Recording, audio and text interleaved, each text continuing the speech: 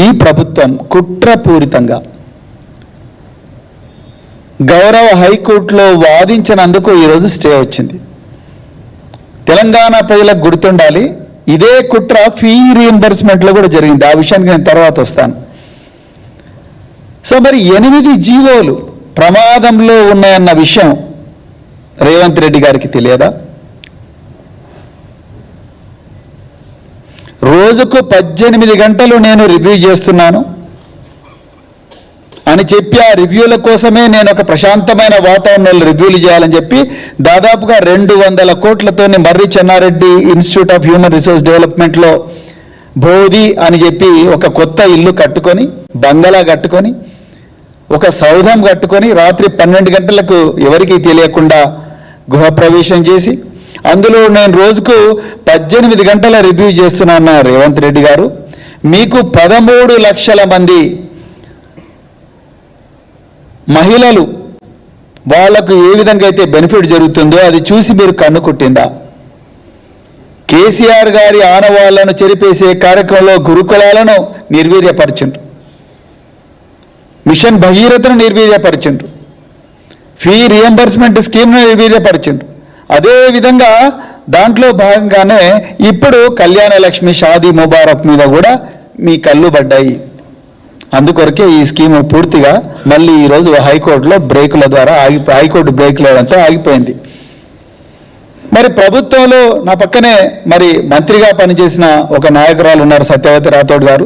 నేను ప్రభుత్వంలో అధికారిగా పనిచేశాను. ప్రజలకు తెలవాల్సిన కొన్ని విషయాలు ఈరోజు చెప్పాలనుకుంటున్నాం.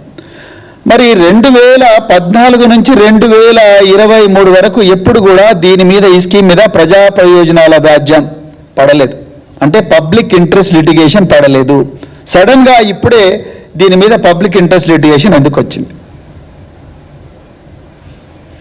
రెండవది, ఇదే కళ్యాణ లక్ష్మి షాదీ ముబారక్ మీద 2023లో ఇదే ముఖ్యమంత్రి అప్పుడు ప్రతిపక్ష నేతగా ఉన్నప్పుడు పెద్ద ఎత్తున మరి వాళ్ళ పార్టీ మేనిఫెస్టో రిలీజ్ చేసినప్పుడు మీకు 1,116 రూపాయలు కేసీఆర్ గారు ఇస్తున్న దాంతోపాటు 10 గ్రాములు అంటే 1 తులం బంగారం కూడా ఇస్తాము, మీరు రెడీగా ఉండండి అని చెప్పారు. ఇప్పుడు గ్రామాల్లో ఎక్కడ కళ్యాణ లక్ష్మి చెక్కుల ప్రోగ్రాం ఉన్నా కూడా మహిళలందరూ అడుగుతున్న ప్రశ్న ఒకటే, మాకు ఇస్తా అన్న 10 గ్రాముల బంగారం అంటే తులం బంగారం ఎక్కడ పోయింది అని అడుగుతా ఉన్నారు. దానికి కాంగ్రెస్ నాయకుల దగ్గర సమాధానం లేదు. ఎక్కడ పడితే అక్కడ ఎగవేస్తున్నారు. ఏమైంది మా తులం బంగారం అని ఎవరైనా సోషల్ మీడియా పోస్టులు పెడితే వాళ్ళు స్టేటస్ పెట్టుకున్నందుకే వాళ్ళను అక్రమంగా కేసులు పెట్టి జైళ్లలో పంపిస్తున్నారు. సో ఎక్కడ తులం బంగారం ఇవ్వాల్సి వస్తుందో అనన్న భయం ఇలా కాంగ్రెస్ పార్టీకి పట్టుకున్నది. అంటే వాళ్ళకి ఇవ్వాలని మొదటి నుంచి లేదు, ఓట్ల కోసం అబద్ధం చెప్పారు, అలాగే కానీ హామీలు ఇచ్చారు. కేసీఆర్ గారు పెట్టిన విప్లవాత్మకమైన స్కీమ్ను కంటిన్యూ చేస్తే అయిపోతుండే, కంటిన్యూ చేయడం కాదు కదా, దానికి ఎక్స్ట్రా మేము 10 గ్రాముల బంగారం కూడా అంటే తులం బంగారం ఇస్తామని చెప్తూనే మళ్ళీ 9 నెలల నుంచి ఈ స్కీము వెరిఫికేషన్ పేరు మీద ఆపేసిండ్రు. ఇలా ప్రశ్న అడుగుతున్నాం మేము, ఏమయ్యా మీకు పెళ్ళి అయిందంటే నీకు కావాల్సింది పెళ్లి కార్డు, అమ్మాయి మేజరా మైనర్ అని తెలుసుకోవడానికి బర్త్ సర్టిఫికెట్, అమ్మాయి ఆధార్ కార్డు, అదేవిధంగా వాళ్ళు పేదవాళ్ళ కాదని తెలుసుకోవడానికి ఒక ఇన్కమ్ సర్టిఫికెట్. అవి 4 సబ్మిట్ చేసినప్పుడు ఇంకా మళ్ళీ కొత్త వెరిఫికేషన్ ఏముంటుంది?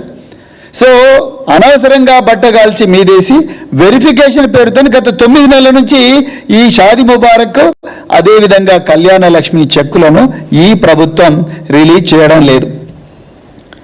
సో ఇప్పుడు కొత్తగా విజయ్ గోపాల్ అనే ఒక యాక్టివిస్టు, ఒక అడ్వకేట్ గౌరవ హైకోర్టులో ప్రజా ప్రయోజనాల వ్యాజ్యం వేసిండు.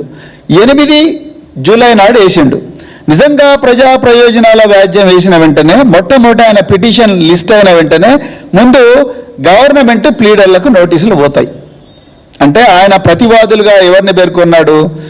Principal secretary BC welfare, principal secretary SC welfare, principal secretary tribal welfare, principal secretary minority వెల్ఫేర్ను ప్రతివాదులుగా పేర్కొన్నాడు ఆయన.